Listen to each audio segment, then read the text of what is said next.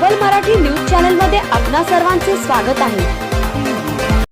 इंदापूर तालुका ग्रामविकास प्रतिष्ठानच्या 47व्या वर्धापन दिनानिमित्त प्रतिष्ठानचे विश्वासराव रणसिंग महाविद्यालय कळंब तालुका इंदापूर येथे संस्थेचे विश्वास आंतरमहाविद्यालयीन राज्यस्तरीय वक्तृत्व स्पर्धेचे उद्घाटन संस्था विश्वस्त शंकरराव रणसिंग यांच्या हस्ते करण्यात आले।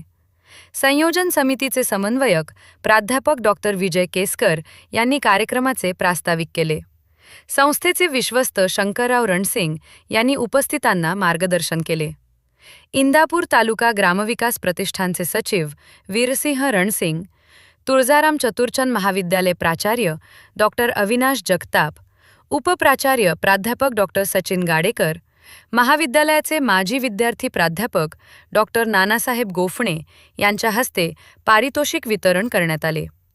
प्रथम क्रमांक विजेता संस्कार मंदिर महाविद्यालय वारजे मारवाडी पुणेचा विद्यार्थी रोहन ज्योतिराम कवडे यांना रोख रुपये 10,000 प्रशस्तीपत्र सन्मानचिन्ह देऊन सन्मानित करण्यात आले।